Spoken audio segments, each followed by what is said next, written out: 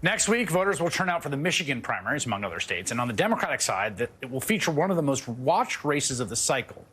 Because of redistricting, two incumbents, Andy Levin and Haley Stevens, are facing off against each other, which happens from time to time. They got districted into the same district. Now, what's fascinating here is that Levin is from arguably one of the best well-known Democratic families in all of Michigan. His uncle was the late six-term Senator Carl Levin. His father, former Congressman Sander Levin. Sander Levin represented part of the Detroit metro area for more than 3 decades. Now, the American Israel Public Affairs Committee, known as AIPAC, is spending an enormous amount of money through a sort of soft money super PAC against Levin, who also happens to be one of only 27 Jewish members in the House. AIPAC has spent more than $3 million supporting Congressman Levin's opponent in a race where the two candidates combined have raised just over $7 million. So this is a huge, huge, huge thumb on the scale in that race. Last night, Levin spoke to my colleague, Mehdi Hassan, about why a top Israel lobby group is going after him. You are Jewish. Why is a pro-Israel lobby group using a super PAC and dark money to try and defeat you in a Democratic primary? I'm not just Jewish, Mehdi. I'm one of 2 former synagogue presidents in the Congress, along with Senator Jackie Rosen. I've got I've got mezuzot on all my doors. I'm really Jewish. But AIPAC can't stand the idea that I am the clearest, strongest Jewish voice in Congress, standing for a simple proposition that there's no way to have a secure democratic homeland for the Jewish people unless we achieve the political and human rights of the Palestinian people.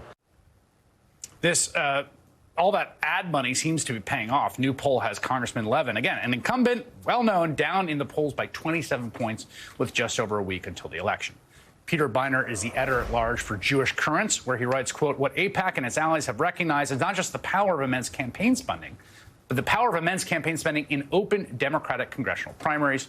And he joins me now. Peter, what's going on here?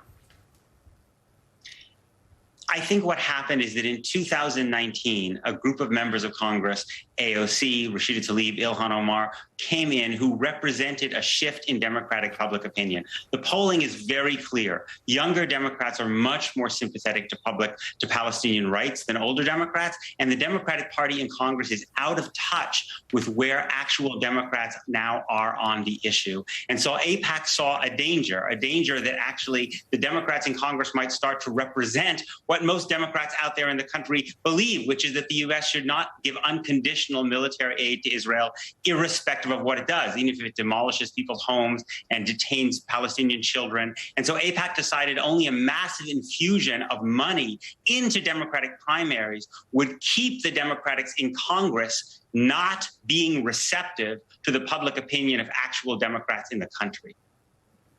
So I just want to be clear. It's not just this race, right? So Andy Levin and Haley Stevens. It's been a bunch of races. Most recently, Donna Edwards, who was running in Maryland. And here you've got this, the United Democracy Project, which I guess is the sort of super PAC entity. I mean, the amount of money they're spending, like $4.26 million opposing Donna Edwards. There was 3.7 of all other outside spending in that primary. So, this isn't just playing in races. They come in and they are, in many of the races, the single biggest source of ad money and ad spending in that race. And it has a pretty big effect, it looks like.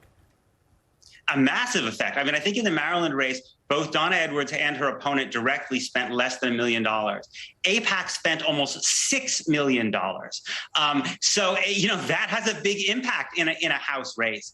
And it's not just AIPAC. What you're seeing in some of these races is that when AIPAC goes after a progressive candidate because they have some sympathy for Palestinian human rights, then you tend to see other groups that also don't like progressives, not because of Israel-Palestine, but because they think they might be too tough on the fossil fuel industry or the healthcare industry, and they pour in their money as well. And so what you have is essentially the creation of a whole new generation of Joe Manchins and Kirsten Sinemas in the Democratic caucus.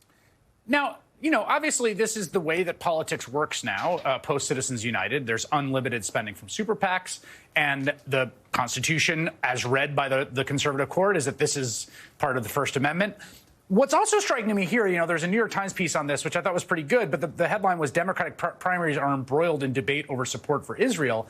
I thought that sort of misstated things, because the thing that's so bizarre here is, at least in the races that I've covered, Jessica Ramos' race and Henry Cuellar down in Texas, the vast majority of the spending hasn't been anything about Israel or Palestine or anything. It's not like they're coming in and saying, look, Andy Levin is critical of Israel. Haley Stevens is a more stalwart ally. Vote for Haley Stevens. They generally don't even mention Israel. Right. They don't actually want to have a debate about Israel-Palestine, partly because it's not what most people are voting on, but also because the public opinion is very clear that AIPAC's view, which is that essentially no matter what Israel does, the U.S. will give it a blank check, is a very unpopular view among Democrats. So what they do is they find some generic poll-tested issue, and then they just basically buy up all the advertising to try to destroy the person on that issue. But it's fundamentally because they don't want an open debate about Israel-Palestine, because they know that actually AIPAC is not where most Democrats in the country are on that issue. Yeah, I misspoke. It's Jessica Cisneros, not Ramos, down in the Rio Grande Valley, who lost that very closely contested primary. What do you think? I mean, where's the money come from? Is the other question, right? So, I mean, you've got huge. I mean, there's huge checks being written. Some of it gets disclosed later on, but my sense is that, ironically enough, in these races where they'll run ads saying so-and-so is not a real Democrat, right? The super PAC will run an ad. Like, the money is coming often from people that themselves are not Democrats. Yes, some of the biggest donors, people who've written million-dollar checks, are Republicans. And in fact, they lead Republican institutions. The head of the Manhattan Institute, which is a very prominent kind of right-leaning think tank, which basically supports a very conservative agenda, gave AIPAC Super PAC $1 million, for instance. And so, right, I mean, AIPAC does not care whether Democrats or Republicans win. They simply want people who will support Israel unconditionally to win. But those people, by and large, are also less likely to take a progressive stance on other issues, because there's